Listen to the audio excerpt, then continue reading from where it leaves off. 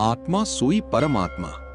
सब कहते हैं परमात्मा अंदर है, पर अंदर तो बहुत कुछ है। उस बहुत कुछ में से मैं कहां हूं? चलिए करते हैं प्रयास। नमस्ते। आज के इस खास विश्लेषण में हम एक बहुत ही रहस्यमयी और गहरी आध्यात्मिक यात्रा पर निकलने वाले हैं। ये कोई आम चर्चा नहीं है। इसमें हम अज्ञानता के घने अंधेरे से निकलकर परमात्मा के बोध तक का सफर तय करेंगे। प्राचीन भारतीय दर्शन में इसे बहुत गहराई से समझाया गया है। तो चलिए बिना किसी देरी के इस अद्भुत ज्ञान में डुबकी लगाते हैं। इस आंतरिक जागरण को समझने के लिए हमने इस पूरी चर्चा को 6 अहम पड़ावों में बांटा है।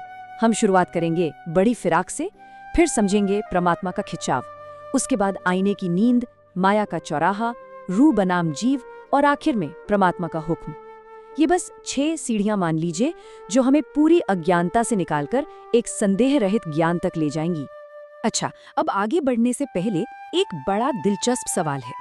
जरा एक पारंपरिक भारतीय जोहरी की प्रयोगशाला की कल्पना कीजिए। मान लीजिए कि बहुत सारे खड़े मसालों को एक साथ मिलाकर बिल्कुल बारीक पीस दिया गया है। क्या कोई आम इंसान उस पाउडर को सूंघकर किसी एक खास मसाले की सही महक बता सकता है? जाहिर सी बात है, नहीं। उसे तो बस एक मिली जुली सी खुशबू आएगी, है ना? बिल्कुल यही रूपक हमारे अंदर की उलझन और हमारी आंतरिक दुनिया को समझने का सबसे बेहतरीन तरीका है। और यहीं से शुरू होता है हमारा पहला पड़ाव, बड़ी फिराक और हमारी उलझन। ये वो स्थिति है जहां अंदर सब कुछ आपस में उलझा हुआ है, एकदम मिक्स हो गया है। अब जरा एक पारंपरिक ओखली के बारे में सोचिए।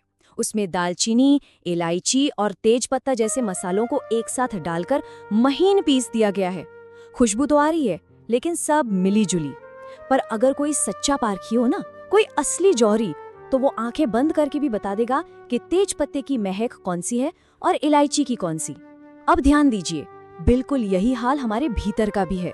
हमारे अंदर भी रूह, जीव, संसार और परमात्मा के भाव इतनी गहराई से आपस में मिल गए हैं कि हम पूरी तरह भटक जाते हैं। हमें भी उसी पारखी जौहरी की तरह बनना होगा, जो इन गहराई से मिले हुए भावों को अलग अलग पहचान सके।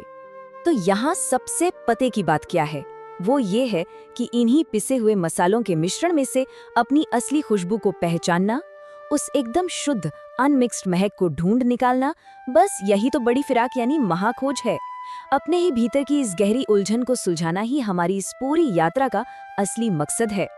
अपनी इसी महाखोज में अब हम पहुंचते हैं दूसरे पड़ाव पर, परमात्मा का खिंचाव। सुबह सुबह के समय एक पारंपरिक चूल्हे की कल्पना कीजिए। चूल्हे पर रखी कढ़ाई में एकदम गर्मा गर्म हलवा पक रहा है। अब इसके पीछे के विज्ञान को थोड़ा समझते हैं। हलवे से जो वो अद्वैत सुगंध उठती है ना, वो हवा में तैरते हुए दूर बैठे व्यक्ति तक पहुंचती है और उसे बरबस अपनी ओर खींच लेती है। तो क्या उस दूर बैठे इंसान ने वो खुशबू बनाई? बिल्कुल नहीं। खुशबू तो उस हलवे के अंदर से पैदा हुई ताकि खोजने वाला उसकी तरफ खींचा चला आए। हमारी आत्मा भी ना बिल्कुल उसी हलवे की तरह है, जिसकी अद्वैत सुगंध इस जीव को मिलती है और अपनी ओर खींचती है। ये बात एक बहुत ही परम सत्य को दर्शाती है। कहा गया है कि हम जिसे अपनी खोज समझते हैं, वो दरअसल परमात्मा के प्रेम का खिंचाव है। जरा सोचिए, ये कितनी गहरी बात है।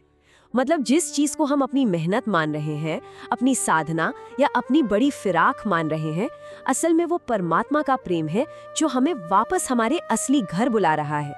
इस खिंचाव को महसूस करते हुए अब हम आते हैं अपने तीसरे चरण में, आईने की नींद।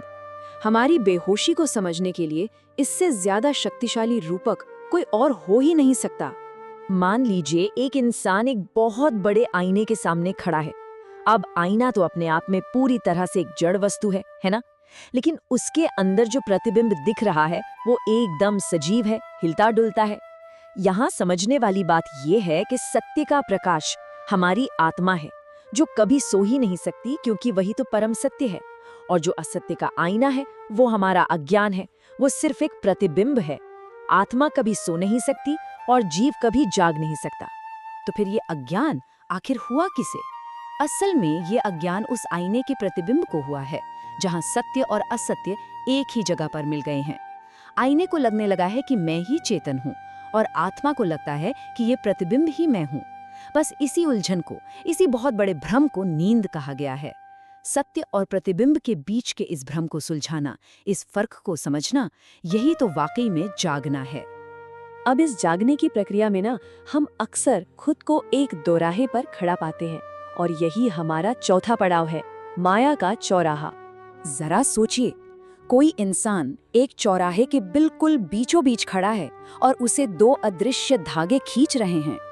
एक तरफ है इंद्रियों की खुशबू मतलब माया, इस संसार की चकाचौंध, और दूसरी तरफ है वो खिंचाव जो सीधे ऊपर आसमान की ओर ले जाता है, स्वरूप की खुशबू। दोनों तरफ का खिंचाव एकदम बराबर है।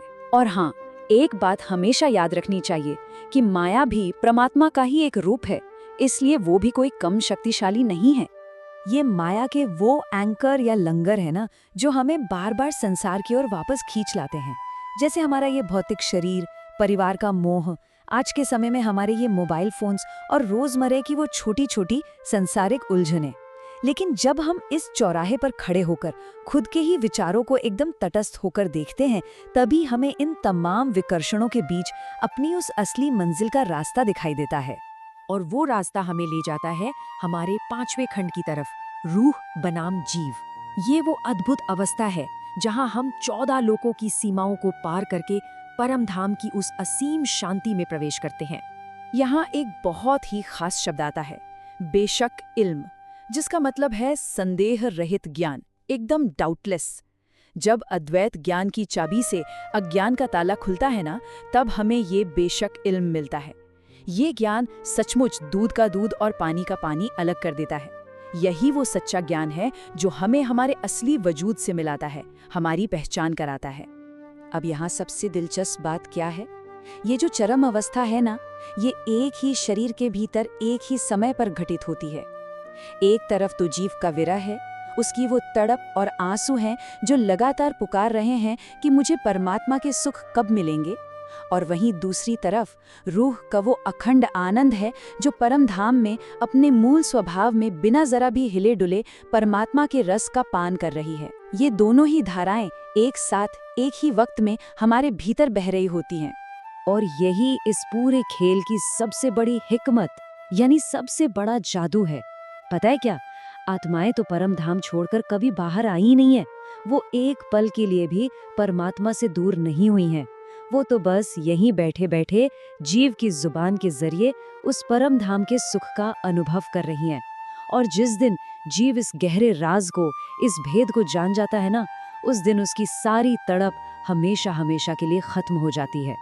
इस अद्वैत ज्ञान को पा लेने के बाद हम अपने छठे और बिल्कुल अंतिम खंड पर पहुंचते हैं, परमात्मा का हुक्म। ये पूरी प्रक्रिया बहुत ही साफ तरीके से बताती है कि सब कुछ कैसे चल रहा है।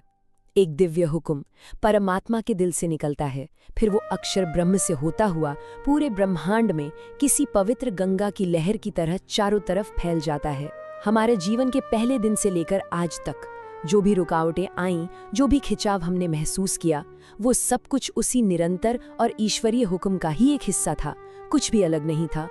जब हमें ये समझ आ जाता है कि सब कुछ परमात्मा का ही है और उन्हीं के हुक्म से चल रहा है, तो फिर आगे की चिंता कैसी? ये जो बोध है ना, ये हमें संसार के द्वैत से, इस ड्युअलिटी से ऊपर उठा देता है और फिर हम शुद्ध अद्वैत आत्मा के स्वरूप में हमेशा के लिए स्थिर हो जाते हैं। सारे संशय, सारी फिक्रें बस छूमंतर हो जाती हैं। और हमारे आज के इस विश्लेषण का अंत एक बहुत ही शक्तिशाली विचार के साथ होता है। सच को सच देखना और झूठ को झूठ देखना ही विवेक है।